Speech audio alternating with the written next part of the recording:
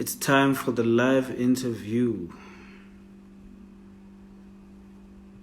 with 37 mph.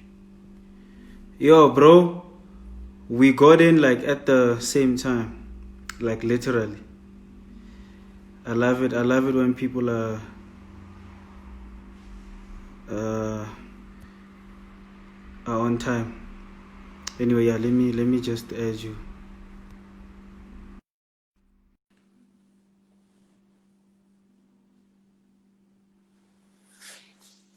What's good? I'm good, man. How are you? Yes, sir. I'm 100%. Thanks. How you doing? I'm good, bro. Yeah. I just wanted to pin the interview icon there, Got you. just Got just you. to just to let people know. Okay. Yeah, man. So what's up with your power? Is everything okay now? Everything's back now. But I'm super prepared, bro. I'm Mr. Prepared guy. You know. So No, man. I just finished making dinner, and then I just brought this out. You know, lights up the whole vibe. So just in I'm case. super prepared. So things would have happened even if you know. Yeah. Okay. How's it going? You're always in your studio, ne? Yeah. Always, bro. Always. Always working. I wouldn't say that. I mean, like my studio is like my chill zone. It's where I pray. It's where I plan. You know, it's where I journal, and occasionally I make some music. Actually, most of the time. I wouldn't say occasionally. That sounds like a stupid thing to say. No, man. I mean, like you say, it's your place where you relax, you know. Yeah, exactly. My little playhouse.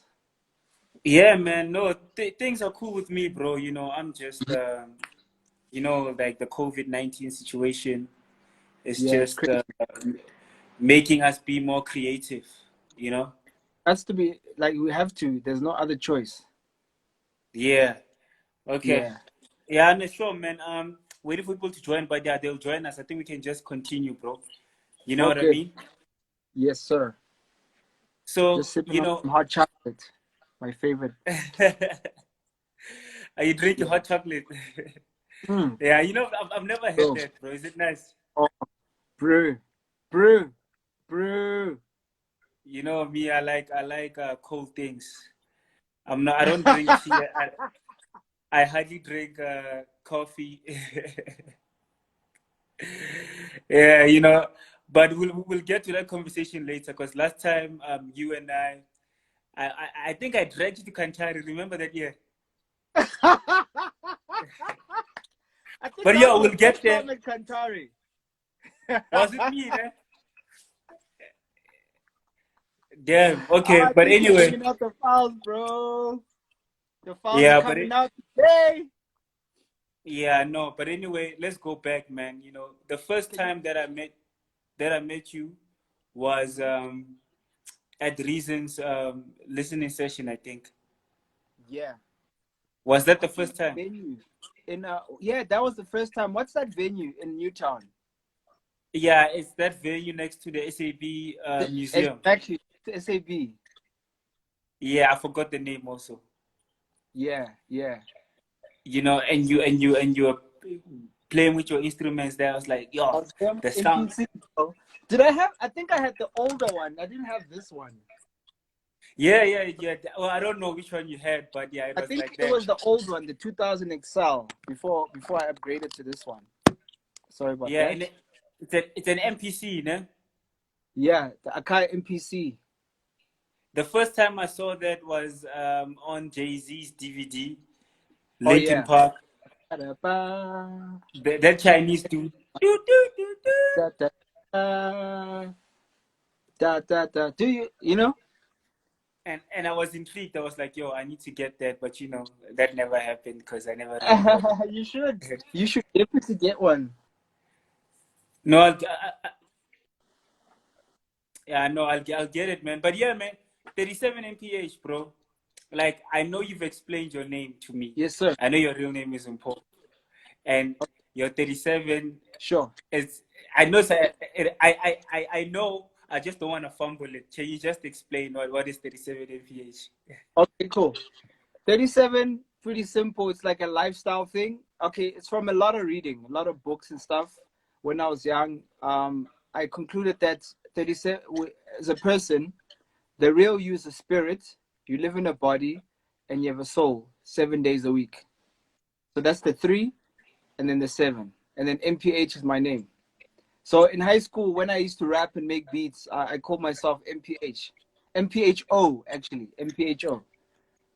Wow, Yeah, that is yeah. deep, bro. That is so deep. You are so self-aware. It's amazing, and I mean, you can use 37 mph for many things. 37 mile per hour. Miles per You know, hour, you know? it's crazy. Okay, so you used to rap. I didn't know this. Can you Oh, still rap? yeah. So I started making beats because I wanted to provide myself a soundtrack, bro. So, I Mm-hmm. mean, the first time I actually ever experimented with like anything I recorded, I think I was like 11. Mm-hmm. After my parents bought me a keyboard when I was super young. So Mm-hmm. in the church at some point was like, yo, this kid needs to get a keyboard. And then I used to take the keyboard home to practice so I could play at cell group. And then on the weekend, when my parents were like, they'd go to East London to go shopping, I would go in the lounge and then connect. I'd go buy cables and connect and then start looping. So I'd do like the drum part or like split the keyboard, the 16 beat, and then Yeah, I'd play yeah. it. And then there were 2 mic inputs in the front, and then I'd bust a rap there. And then one day I got caught. I left a cassette deck in there. My mom was like, "Who's this?" I was like, "It's me." And they were like, "Yo, we want to have a conversation with you." And then they were like, "What do you do? What do you want to do with your life?" I was like, "I want to learn music."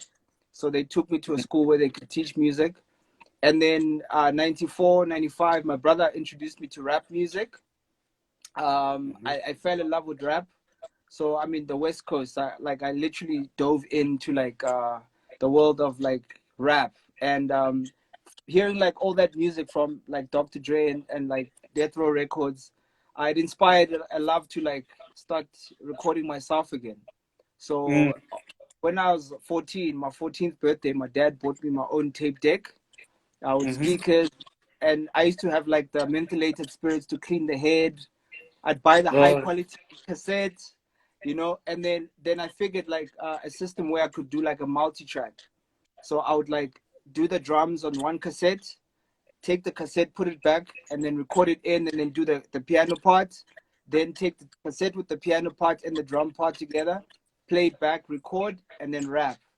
And then I was like, okay, cool. So it was like I needed like my own beats because there were no instrumentals. You couldn't go on the internet or whatever. This is, you yeah. know, and then like half the time, like the singles that we used to get at the time had instrumentals, but my brother was like a big R&B head, so there was nothing to rap to. So I was like, I need to make my own rap beats. Yeah. That So I is started rapping. Please don't make okay. me bust my rap. So I've got a bit of a rap. I can bust this one little rap if you want to hear it. Okay. I It want to goes, hear it, man.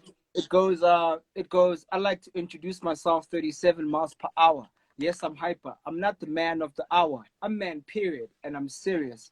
I'm the physical manifestation of words unspoken. I transcend to time, thick as steel, never quaver. Transmit sound frequencies across the mother city. I represent King Williamstown, Eastern Cape, so I speak Eastern Cape linguistic. Check the logistics of my craft. I'm burning inside with the desire to transform humankind to a unified race going at a steady pace of 37 MPHs. I'm spasmatic, illmatic, mathematical. That's my first ever rap, bro. First rap ever in life. First rap ever. You know? And you wrote that. Yeah, I wrote that. I That was is like crazy. 15, 16, bro. I was like, yo, rate na di sterre. So smelo yell. I was like rapping English, Xhosa, Afrikaans. That is, but look, man, you honestly sound dope. Like you sound like a lyricist, like someone Yeah. that, like so, like why did you stop? Cause that's dope. Like I'm not even like lying to you right now. Like that, you know what I Thanks, mean? man. Considering Thanks. Listen, maybe I Why had did to you flow stop more. rapping? Um, I mean, I still rap. I got like tons of demos where I'm rapping on it.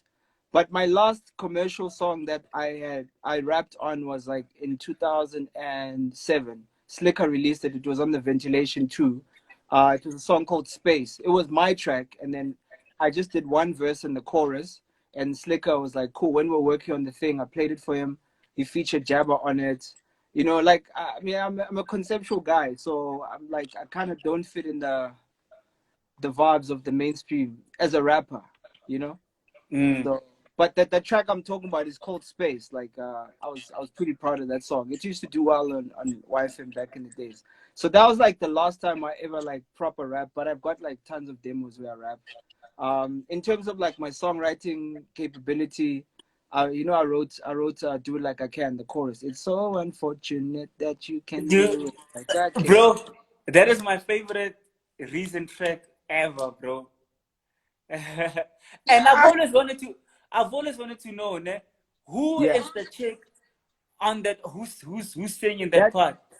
Her name is Charmaine. I met her when she was 14. I was like my first day at Ghetto Rough. I was like 2004. She was like 14. Her parents came to the studio. They're like, "Yo, we're looking for a producer. Okay, we heard that you can produce her." So I produced her from that time. So you know, she kept coming back every year. Every time she had at school break, she'd come back to Joburg and would work. And then I think around 2006, I wrote Do Like I Can." It was like on a completely beat, like a different beat. It had like a very pop flavor because I was thinking for her. Like the beats was like Mhm. same tempo, Okay. same everything. So and then when we're doing the Reason record, Dumi was like, "We're looking for a bio track. We needed a song to complete the album."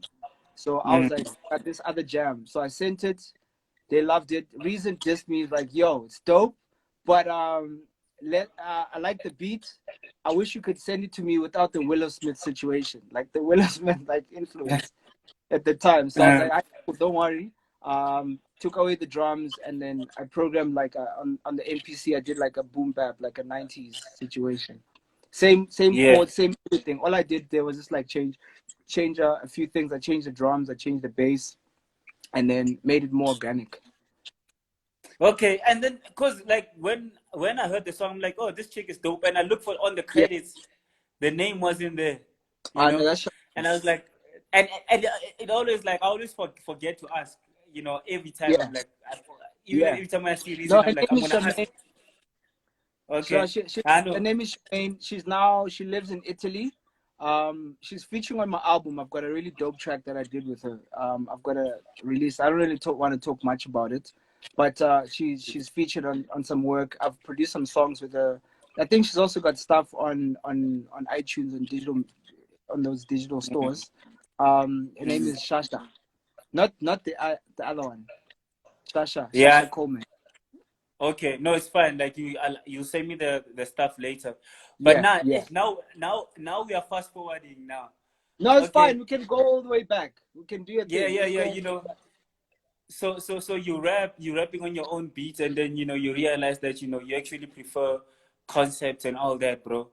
And then you know I don't know who you produced before, but I think I remember you told me that you did this crazy song that was big back in the early 2000s, I think. Yeah. Mischief. I love the way you put it. You're trying to be so sensitive. You're like politically correct. You're like, I'm gonna say the right thing out here. Yeah, no, the thing is, I'm trying, because I wanted to do the interview with the timeline, but I'm like, fine, because I don't know between you being young, and Yeah. rapping, Listen, I can fill and in you the gaps for going you. to college, you know, I can. Do what you did want you me to fill draw? up Yeah, the blanks for you? Do you want me to fill in the blanks from the time I was yeah, yeah, rapping? So, fill in the um, blanks, please. so high school looked like this for me. I loved music. Music was everything. So I was studying piano and music, and then I was in the choir. And then we kind of formed a group in high school because I started rapping and I started making tapes. Then there were other guys that were into it. They were like my friends, a very close friend of mine. We formed a group called Mellow Yellow, which was like pseudo rap and pseudo quieter. They were like a little bit more on the quieter side. So I used to do the keys. So high school, I was in a boys' school. Another thing that you should know. So most of my high school life, I was like academics and music, academics and music.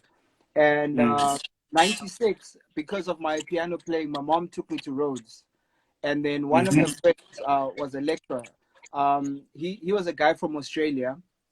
So we're all hanging out, having pizza on a Saturday morning, talking about my Stedford that I just been to. So he's like, "Oh, I hear you like music. You play to a metronome." So to those that don't know, a metronome is a tick, tick, tick, tick, it's a click. So I was like, "Yeah, Okay. I practice to a metronome all the time." So he's like, come with me." So he walks me into this room, and there was a little laptop, a little computer there, and a mixer, like a analog mixer, but it had a cassette deck attached to it. So he's like, "Okay, cool. I'm gonna give you a metronome." So I had like this. I had a classical piece that I'd been playing, so I played that. And then he's like, "Cool, nice." So he records me. I was like, "Wow, okay, you can actually do that." So I was like, "Do you have a drum? Do you have a drum set?" So I knew where the drums were because on my keyboard they're all laid out the same. You got a kick snare, you got a rim shot, and you got a hi hat. So I took that beat. I was like, "Damn, I'm gonna just like play this one part." He's like, "Okay, that's nice," and it's on the metronome. It's proper on the grid. So I put drums on it. I was like, "Do you have a bass sound?" He plays me a bass sound. The whole night, bro. That's what we did. And eventually we had to go. We had to drive back to King Williamstown from Grahamstown after the hangouts. Bro, I cried. Like I cried. I proper cried. I was like, I don't want to leave this place. I cried so hard. And at that time I'm 15. I was like, that felt so amazing to be in that space where I'm like, doing my thing. All these ideas I had. So ever since that day, I've been obsessed with like recording myself, recording some sounds. So throughout high school, I was the guy who was known to rap. I was in the choir. There were other guys from Joburg, the late Zoli Badela, who were like super into rap. They had like the whole East Coast, all the other underground tapes. They heard I rapped. So they were like, I was like standard 8 at that time. They're like, "Yo, come and rap." So I'd rap like freestyles in the bus on the way to like choir and stuff. So end of high school, I go to UCT to go study engineering.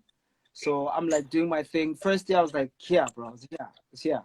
Halfway in the year, my brother donated his computer to me. He's like, "Yo, here's a computer." And then had the computer. My neighbor, his name is Luke. He had like a computer with program called Magix. So he's like, "Let me install Magix on your computer." So I get Magix. So there were two studios in there. There was like an audio studio. It wasn't like the same thing. There was an audio studio and a MIDI studio. So I didn't really know about the MIDI studio. So I started chopping up like Basta rhymes. I'd find a kick drum there, and then I'd find a snare, and then didn't know anything about a grid. So I'd just like make beats. And then, so that's pretty much how I kind of got like vibes in Cape Town. And then he taught me how to DJ, like on vinyl and stuff. So around third year, I was like, "Yo, I want to start radio." Because I was like, "Cool, now I think I got a dope demo." I worked on a demo for like 6 months. I was like, "Yo, I want to actually push this demo." So I got myself onto radio. I did like my training, got on radio. I started presenting my show. It was called The Rec Shop, which is now the name of my company. So every Friday night, Yeah. people coming in, tuning in, like, "Yo, 37, play us that new track." So I'd play the new track. And then at some point in the year, there was like a battle between Cape Town and Joburg. It was called Kappa versus Joburg. I think it was initiated by YFM. So I started doing collab broadcasts with YFM. And then they came to the city, and I was part of a rap crew. It was me, Mischief, and my boy Triple. And we got in there, and there was like a whole battle. I was on stage, they're rapping, bro. And then so pretty much how I transitioned into like commercial was that somebody introduced me, my boy CeeLo was like, "Yo, Mischief lives in the res. Like his father is the warden of the res that you live in." I was like, "Cool, show me." So I went downstairs, bing bong, and I was like, "I would like to see Mischief." And then his name is Chamu, R.I.P. Mischief. So he comes out, I'm like, "Listen, dog, I got beats. I got beats, I got beats, I got beats. And I live in 621. So can you come through?" He's like, "All right, cool, no problem. Let me just hang out with my son." I left. I went upstairs. I went to my room and I started preparing, bro. I was like, "I got the beats, bro. I've got like 5 beats for this guy." He came, bro, like two hours later. Like he sat there. He's like, "All right, cool, let's hear it." boom, I smash him with Wonderful World. He's like, damn, what is this? So he's like, bro, that guy, I never seen a guy move so fast. Like the next week he was on the flight to Joburg. We recorded like Wonderful World, flew to Joburg. Like he came back bling bling at the new studs and new clothes. I was like, damn, Miz, what's happening? He's like, yo, bro, I gotta deal with Gallo. I'm gonna release an album. Can you help me finish? So this is me in my res room, bro. Yeah. So, That's insane. Bro, it was insane. And then so Wonderful World blew up. Like I never heard it, but like my flatmate, she heard it. She was like, what is this? I was like, nah, it's she's like, I've heard this song before. She was a girl from Lesotho. She's like, I've heard this song before. I'm like, yeah. She's like, it's on the radio. I was like, for real? And that was the first time I heard it. And the second time I was in the shuttle from lower campus going up to upper campus. And I was with my boy Triple, and then they were playing Metro FM, and Wonderful World played on the radio. And we looked at each other. You can't even be like, yo, that's my track, because no one's going to believe you in a shuttle, for crying out loud, you know? Yeah. Like, perception is like, you must be up there and whatnot. So, Yeah. and then before that, after that happened, you know, I had like a couple of labels come down to Cape Town to meet me and offer me contracts. They're like, yo, here's a publishing deal, here's a publishing deal, here's a publishing deal. So it's so you're a student in Cape Town, and Yeah. labels are flying from Joburg to come offer you a deal. Sounds like the dream life, man. But anyway, yeah, carry on. Bro, so I mean, I was so plugged in, bro. I was hungry for it. So I had like a radio show on Friday, the rec shop, which dealt with hip hop, and then I was involved in the drum and bass scene on Wednesday with another DJ. So I was like in there, you know, like perfect, like golden boy for publishing, you know. And so and then what's that label? It was a Cape Town label. I forgot their name now. African Dope Records. So African Dope were pushing more of the drum and bass alternative scene. So I had like 2 songs in a compilation. So like things are moving. Like before the end of that year, I had 2 songs that were signed to a compilation. 1 song was going onto TV. I was like, I'm not sure, man. I want to do this music thing like so badly, you know? So then I dropped out. I was like, I'm out. Peace, mother truck. Sorry. I was like, I'm out. You dropped out. And then I moved to Joburg. I signed with Get Rough as a songwriter / composer producer. So that's dope. So like the way I looked at it is like, you don't want to be like in a publishing house that's just like, okay, it's just publishing. You never get to see the people. So I looked at the thing. I was like, there's Zola. There's this new guy that's coming up called RJ Benjamin. Apparently he's amazing. There were like so many people. You know, I was like, cool. I actually want to go check out that vibe. When I came to Joburg, bro, it was another story. Like I really thought that if I was going to move here and like be celebrated, right? So I was like, yo, I'm coming here. When I go to the studio, they're going to be like, oh, bro, I walk in there. Either introduce me at the office and then they take me to the studio. And all I had was like to my name. I was like a little bag and a little computer. And I sat at the studio, man. And I had the worst room ever. Like I was in the corner. Worst screen. My screen was like strobing. But I was like, stuff this. I'm going to keep going. So I made music, bro. Like a guy, Robin from Jazzworks. He sent me like stems of RJ's track. He's like, yo, check this song out. So the song was called Play Around. So I took the song, I started chopping it up. I made it into a drum and bass remix. So that day, RJ comes. I didn't know it was RJ. I just saw this white guy. So I'm like, hey, how's it going? And his voice sounded familiar. I was like, nice to meet you. You want to hear what I'm working on? Took my headphones, gave it to him. He's like, yo, a one sick puppy.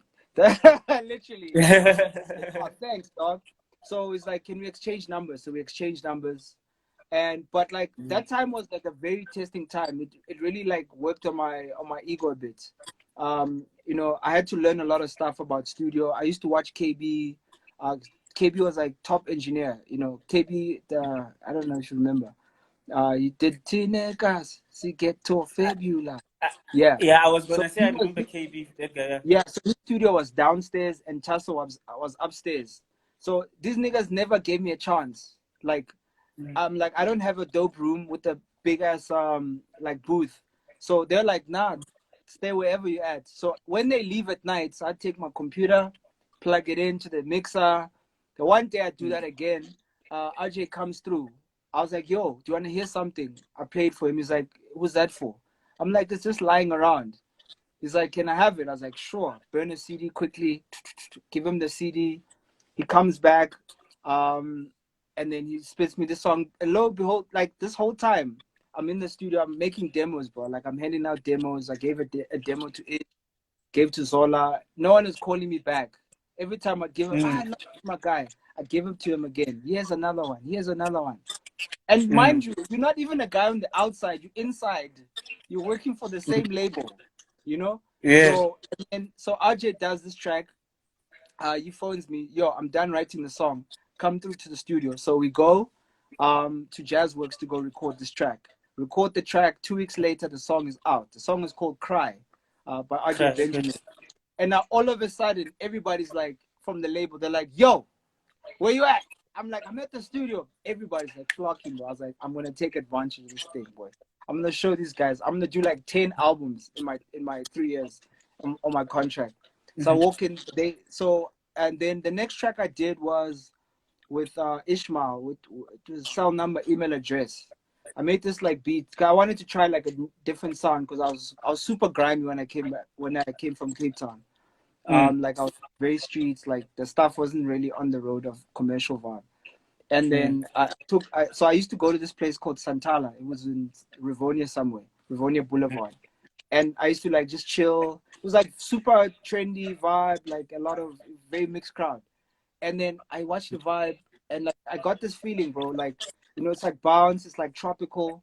I went back to my studio and then like I sampled like a guitar riff, moved it around, did some stuff to it, and I put a drum set, very simple beats, 2 chords, and then I played it to Ish. Ish was like, yo, this is dope. Yeah, he's like, are you busy? He's like, you wanna roll? I had my boy Triple. He's now in the UK. He was on his way out. He's like, I went to varsity with him. He's like, yo, do you wanna roll? We roll to his house and we record cell number, and then I sleep over. And the next day he's like, you got anything else? I'm like, yeah, I got something else. I play him another beat, we do another song. End of that day is like, you got something else? I'm like, we'll do another song. Within a week, bro, we had like 8 songs towards Ish's album. Wow. And then he gives it to the label, and the label's like, yo, you guys are almost done with the album. So they got like Kylex, their KB submitted track, and Ish had his own tracks. And before you knew it, we had another track out. Well, we had a full body of work out, and that thing won. That album won best R&B. I think I'm gonna stop right there. I'm gonna stop, bro. Please ask the questions. No, I'm enjoying the story, man. It's crazy. Okay, cool. So I'm just gonna go back a bit, ne? Sure. Just to understand, you know, you're making these beats, ne? And then you're giving them to. Okay, let's go back to Mischief, ne? Yeah. You are making you made a hit song. It's on radio. It's everywhere. Yeah. The business side of it. Did you make any money from that? No, bro. Like, I mean, Wonderful World was the sample was too heavy, sample heavy. Like, I mean, I literally just took the sample as it was, you know. So Gallo, you know, I think Warner Brothers, like, I got a letter from Warner Brothers. They're like, you know, you're not gonna get any royalties from this. So at that time, like, I mean, because I was like, that one particular song was very sample based, zero money.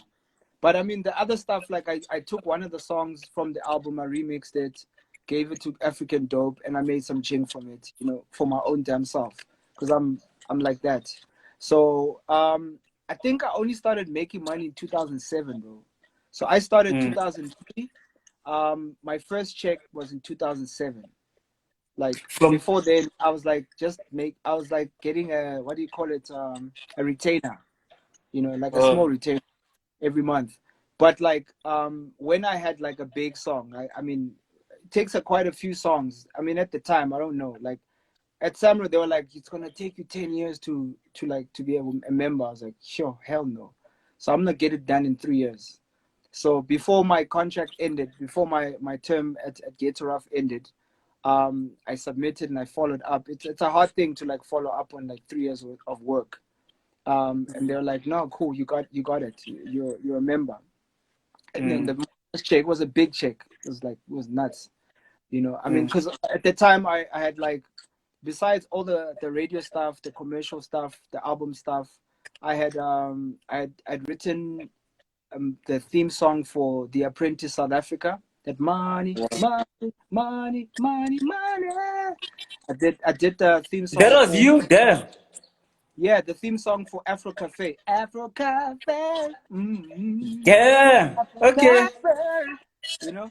So like all that stuff like kind of amounts to some stuff. And then like I think the one that broke the I don't know the phrase. The one that did it was that Zola. Zola had this in 2007 he had this campaign called the Hola 7 starter pack campaign. Chelsea, I remember.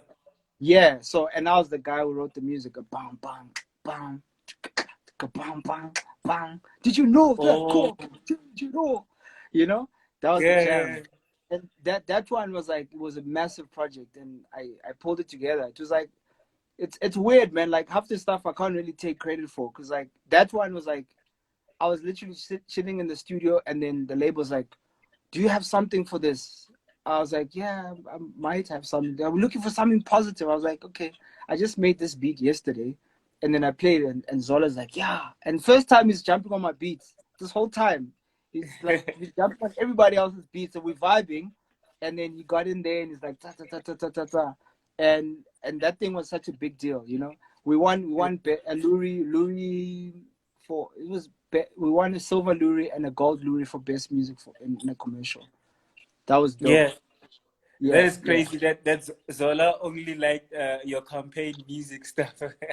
Listen, man. That's what it is. I mean, he did another song after that, just one song. Yeah, but I mean that's crazy. I didn't know this, and I know you're the one producer that I know that is like doing like corporate work, you know. Yeah. Yeah. And I guess it comes with experience, because I mean I'm sure. Would you say that for you to kind of like make real money, you have to be screwed over first in the industry? Bro, I wish the new kids coming, I would love to start a blog to make sure that these guys don't. You know what I mean? I wish it wasn't the case, but I mean, most of the time that's what usually happens. Like most people, they bang their heads. I've banged my head several times. Most people in their journey, like they go through that thing of, they call it homework. I mean, like I've been through tons of homework. Even me and JR, we had our homework situation. I did the first album, the second album, he went elsewhere, and like that was not a vibe. We had to like pay homework. You know what I mean?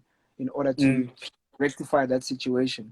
So I think I really wish that the youngins coming into the game could get a little bit more schooled on the game before they take the first step.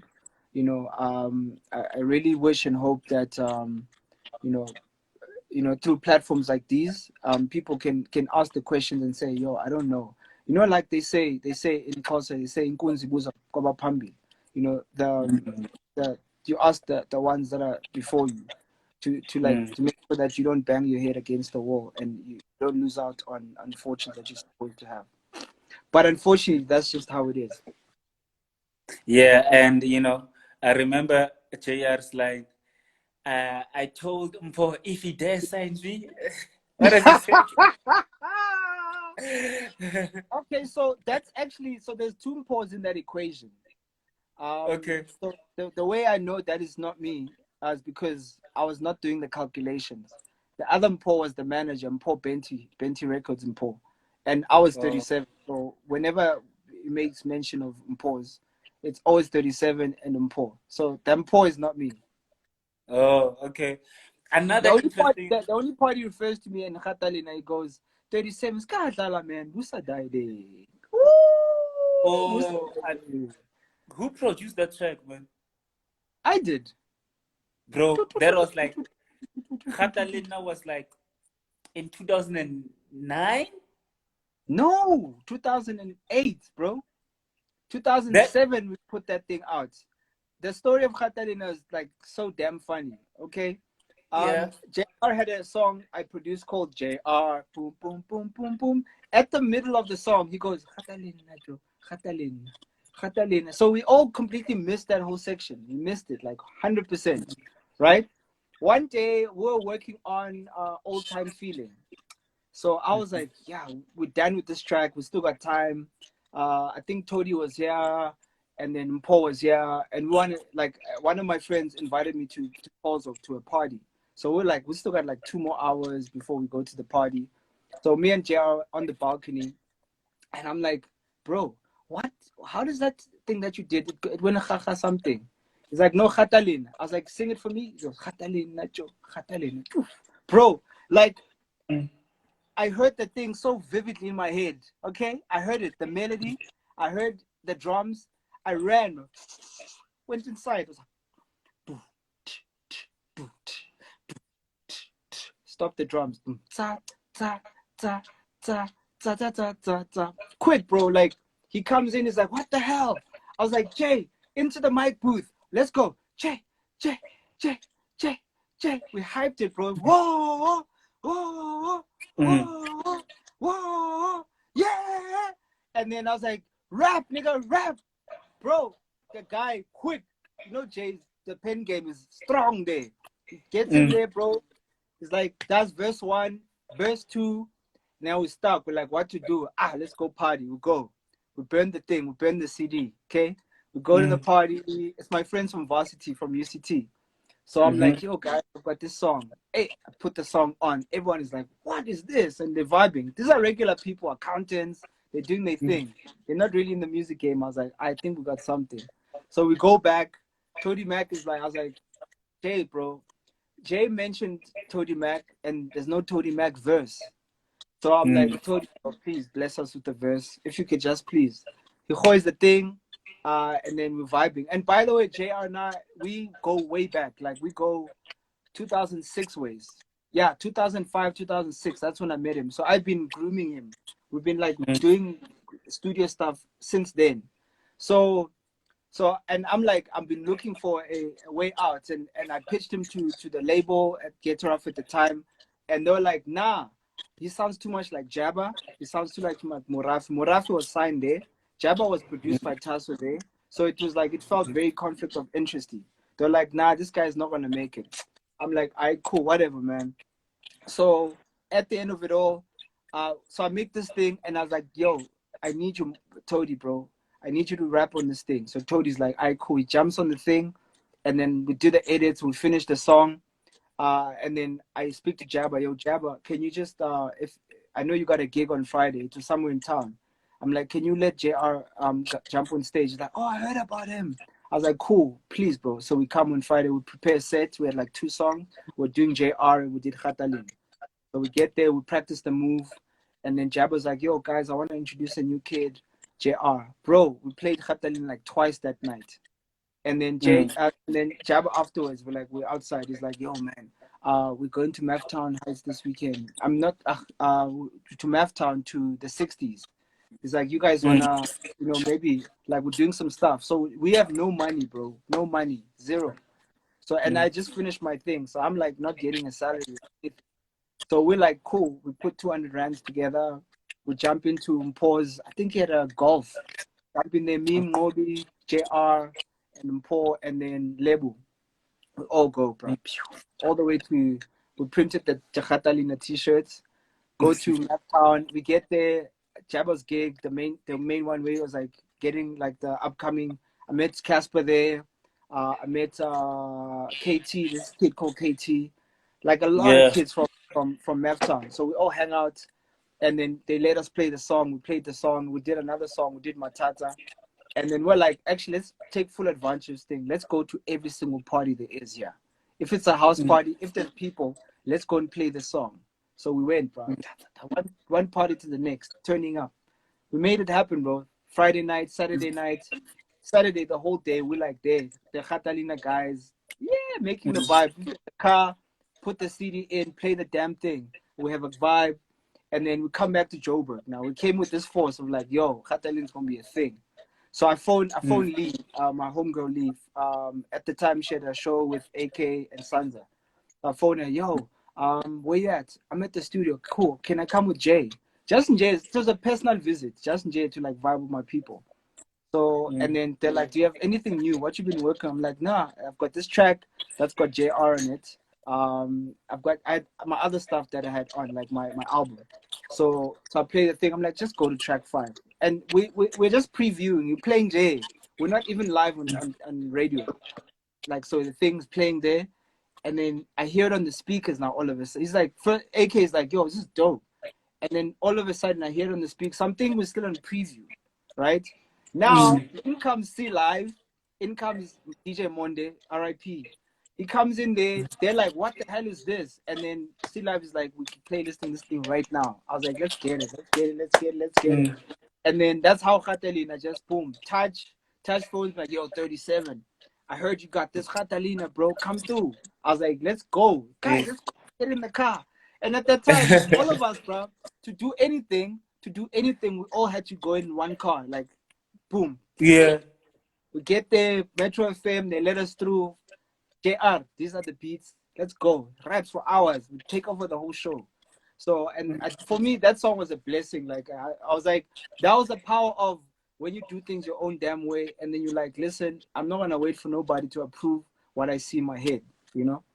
So that's a very inspiring story. Powerful story. Yeah, You know, the first time, I mean, when I heard Catalina, I was in Pretoria. I think it was early 2008. Yeah. And at the time, like, Pretoria was like, it still is, it was like a house scene, bro. Yeah, like, yeah. House, wire. Yeah. But everybody used to jam to Catalina. And we we're all like, yo. And JR had a crazy, that song made JR, man. And, you know, it's crazy that, you know, you made that beat in like 30 minutes. Yeah, and would you say the best song? Bro, that time was such an insane time. We're like, even for his launch, when he was turning 21 in 2008, you know, he had like a sponsor already. I remember it was in Bullpen, Pretoria. Yeah. No. The launch, the thing was done in the Blues Room. At the Blues Pretoria. Room. Yeah. No, Blues Room in Joburg. The launch. Oh, okay. We're like, yo, we had the sponsor, and then I was like, let's get an 8-piece. I paid, bro. It was like $8,000. I paid $8,000 to get a string section. I arranged everything. I sat on my computer and I created the charts, gave him to the thing. We rehearsed in Pretoria. The guy who was conducting, his name was Tabang. Bro, I was like, hello, high water. We're going to do this thing proper like we're in the movies. And we made it happen, bro. Like, abo, so hot. Like, that album was just magic, man, to make. You know, it was like, we're just two boys hanging out, you know? Yeah. And those are the best memories, man. Would you say, what are some of your career highlights, you know? Yo, bro, I feel like everything I've done for me, like, it's not for you guys. My highlights, I think it's pretty much everything, man. Like, because everything, it's like watching the plan fitting together, you know? From my first song to producing a group of 2 ex-inmates, Gum Chef. I did a song. A big song shit! I remember Gum Chef. Yeah, Hosh. That song was banned. That was a highlight for me. I remember the dance. Banned. Yeah, that's the vibe. And then, you know, Bruno's my boy, man. Being the architect of the sound for Josie, that's a freaking highlight for me. You know. I don't know really? Yes, man. You kidding me? Are you behind I was like right in the middle. Like, yeah. Well, Bongs produced those tracks, like the big ones, but like I was the first one to make a Josie track. You know, it was on the Tsotsi soundtrack. I had 2 songs on the Tsotsi soundtrack, which was like an amazing thing. You know, for me, and JR was a definite highlight in my life. And then Nomsa was why Nomsamazwai, we won 2011, we won Best African Alternative. They even created like a genre for us, African Alternative. Even got a chance to perform at the UN in New York. I think our reason was pretty like a dope highlight. I won my first like my own award, Producer of the Year, and Song of the Year, Do It Like I Can, and then being hired to be like a Coke Studio music director. That's a dope highlight. And writing music for a film, I did a film score called Blitz Patrollie, which was like Oh yes. movie. I've got some music on Netflix. So I mean, I feel like everything like that.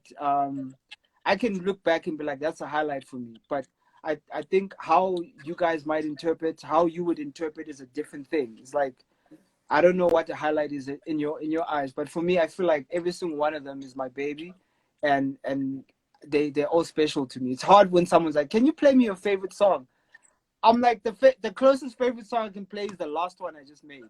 Yeah. I don't know how Yeah. the public are gonna receive it, but I Yes. feel like to me it's the thing, You know, it sounds like when you made Khatalena, you knew it was a hit song. Like, can you tell that a track is a hit song? Yo, my friend asked me that yesterday. I think you get the feeling, bro. You get the buzz. You like, yo, like my hands start shaking, and I'm like, that's when I zone in. I'm like, okay, cool. What's happening here? I must make sure that I'm pressing save. Save every minute. I must make sure the tape is recorded right because some issues about to hit the fan now. Like I can see the song is gonna be mixed by multiple people, so I must do this thing right. You kind of get the sense, like in the studio, with like the vibe, like everyone is like, "Yo, whoa, it's happening," and like it's happening quick. Some songs are like harder to make. Like Do It Like I Can we had to do it a few tries. The chorus was there; it's always been there, but the Mm, verses changed 3 times. By the time we shot the video, I was like, what song is this? I only recognize one verse. So some mm. songs are a little harder to make than others. You just have to pay attention to like the penmanship. But with Khatalina, I just went like this, bro. It was Mm. like effort, like literally like the making of it. I mean, I shot a video the other day. I was playing around on my IG. I've got a story on IGTV called "What Are These." What are these? I'm talking to my daughter and she's asking me what cassettes are. Then I start busting into like like oh, and then I end up making the beat of Catalina. And on the video, it takes me less than a minute to make it. So Really? it's like yeah, bro. Like the elements are simple. It's like a kick drum, 808, a clap. That's actually my clap that I sampled. It's sitting there, That's dope. and then that which is like a classic 808 tom. So it's like, and then the one synth on that song, boom, ta ta. So it does the bass line and it does the high note, boom, ba ba ba da da bum. So it's like that song was just it was supposed to happen.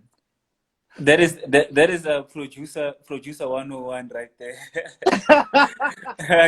For you, just like no, that's just like you know, and Yeah, it's easy for you because I mean you do this every day, and yeah. like someone else like me, I'm listening and I'm thinking, damn, how do you do that? My personal favorite track by you of all time uh, is Eyes Closed with Woo! is it Bro, Cayenne Cruz? Karen Cayenne Cruz? Cruz. Bro, I was playing around with that song this morning. I was like, I need to call Cayenne and be like, yo girl, you're on the other side of life. Can we do like an unplugged? Bro, I love that song, bro. That Yeah. song was like magical, bro. Like I made the beats like here in Joburg, and then I played it to Sketchy Bongo in Kenya, and Sketchy was like, "Yo, Cayenne's gonna make the song pop." So I was like, "Cool, make it happen, bro." He connected us. They recorded in Durban. They sent me the vocals, and I did my thing. Done. Like for me, it's like it feels right. It feels right. That song feels right. You know. And I know It's you love it's that song. I You're I like, "Yo, eyes closed, dog." it's I Yo, told you, I don't know yeah. how many times did I tell you. Um I Dude, think I I know even this. told Every you. time I see yo, eyes closed. But because for me, I'm like, damn, it's What's up, futuristic, it's Kenya? dope, Now I've got one of the it's boys. amazing. Yeah, Yeah, no, it's cool, man. Like that song for me, I'm like, yo, I personally think that's your most underrated song that I know. I think that like song should have blown up they're sleeping worldwide, on bro. it. They're sleeping on it, bro. It's fine. I think the day is coming. The day is coming Yeah, when they're like, oh snap, what? You know. But I'm not gonna yeah, wait for that to happen. I'm just gonna keep it moving. You know. yeah. No, I hear you. I was watching, and I think I told you this. I was watching MTV Base, and I heard Yeah. some elements, and I was like, Oh yeah. 87. BET, yeah, Yeah. BET. So Oh, BET asked me to do like some logo IDs and stuff for the channel at the mm.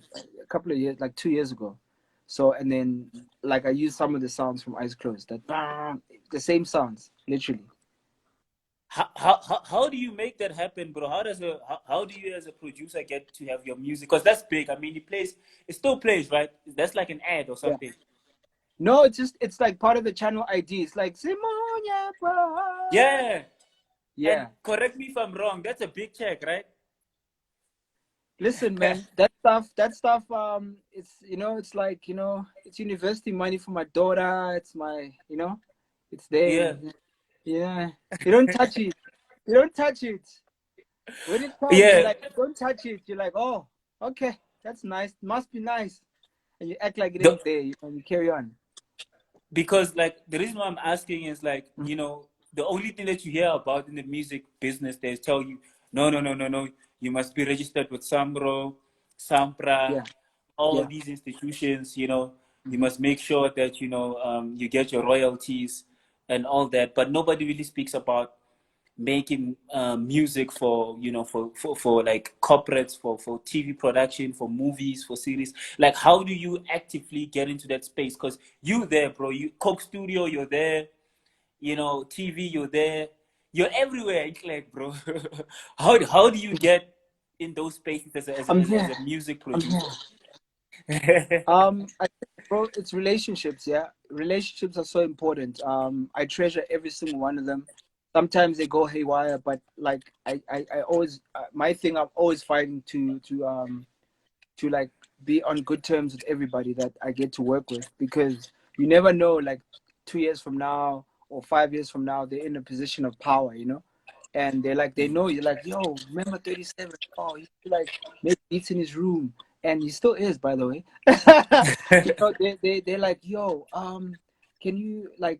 can you do this? I'm like, yeah, sure I can. And then someone might have seen me somewhere, and they're like, we like this guy. Can you come in for a meeting? And then then you pitch, and then you just have to prove that you can do it. And the ability, the, like the ability to work within a team really makes you a repeat client, or a repeat supplier.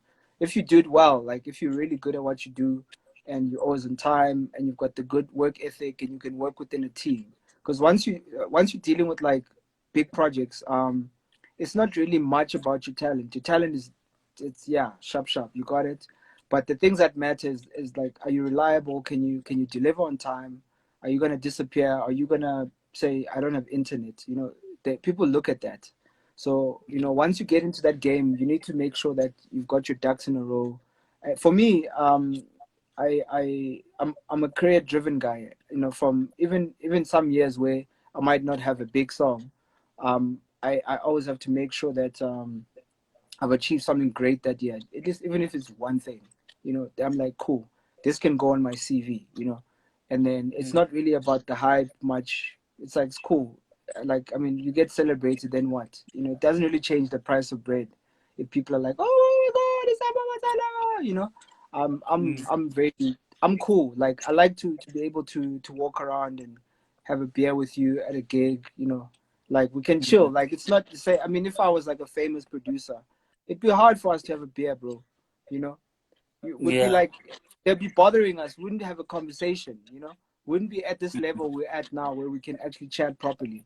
So I think yeah, the thing that gets you, to answer your question again, the thing that gets you those jobs is you just need to show your track record and make sure that you can handle the work and constantly improve yourself. You know, you gotta check out blogs, gotta take some courses, hang with other musicians, build a network of people that trust you and they got your back. And then you're able to, because you can't do those things on your own anyway. You need a team of people to work with you on those things.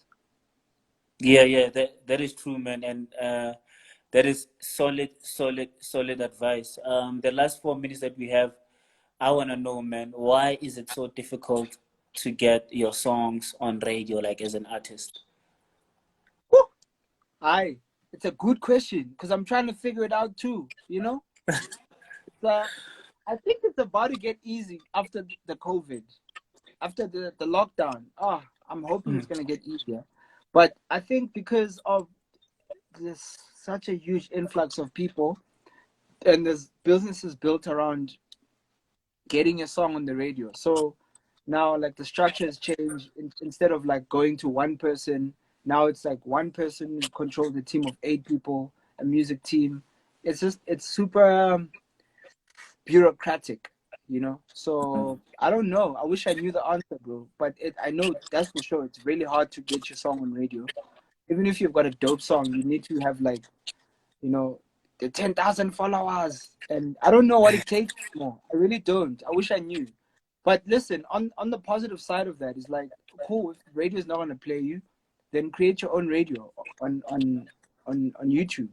Get people to check out your SoundCloud and create your buzz there, you know, or perform your songs live on IG and create your own path. And if radio sees that, they're going to be like, oh, because they want to jump on something that works already. You know, I'm not saying all of the radio, they like to jump on something that works. You know, unfortunately, how it is. That is the most difficult question, bro. Like I haven't everybody that asks that question, they can't answer me. They're like, yo, that's tough, you know. Can you please get a radio DJ on? Just ask them that question. They are politically correct. They'll be like, Ish, no, you must submit. There are committees, and then these committees, they decide if your song, you know, is good or not. But I just think it's just you know, just like every other industry, it's the music game is that there are mafias that run the game, you know, and no, it's true. And these Remember, I mafias, phoned you and I was complaining about Closer, and I was like, I got this video. Like, maybe you shouldn't release it. That was such good wisdom. Remember that video? I was like, yo, I'm tired of this nonsense. What does it take to get your song on the radio? You're like, bro, I can publish it on my platform, but it might not play well for you because it's a mafia thing. I was like, wisdom, bro, wisdom. Yeah. and it's like that because, you know, it's they're watching, bro, and they're like, oh, Ole Papa, you know, let's make sure whatever he drops, they'll blacklist you, bro. But yo, man, on a lighter note, bro, like, you know, 1 minute, 40 seconds remaining. Sure. What are you working on, bro? What's gonna happen for you this year, despite the negative COVID-19? Bro, yo, I'm working my bum off, bro. I've got a few collaborations in East Africa. I'm working on a West African one, you know, for their release. So I'm really trying hard to get my footprint in the rest of Africa as a music producer this time, not as a musical director. So that's my main goal. I've got a project coming on like in sometime this year. Check the socials. I can't really say much. I'm not allowed to say anything. And then I've got a TV show that I started on IG and YouTube. It's called Kicks and Snares. So I think let's take it from there, and then just watch the social. Yeah. Okay. Thank you so much, man. We appreciate you. You'll be hearing a lot from me. I'm doing a lot of work also. But yeah, you know, I'll reach out to you offline when the time is right. Sure. Yeah, man, it's been very insightful. I've learned more about you, and we appreciate you, man. Just keep pushing, bro. Keep making Thank you, bro. music, because your music heals, bro. You know, music heals. Some people are not gonna tell you. I always try to tell people that inspire me. I'm like, yo, I love what you're doing. But yeah, man, thanks for the chat. Thank you to everybody that watched the interview, that's still watching. It's been a great one. And yeah, man, good night, everybody. Peace, everybody. Thank you so much. Sharp. Mandala, bro. one.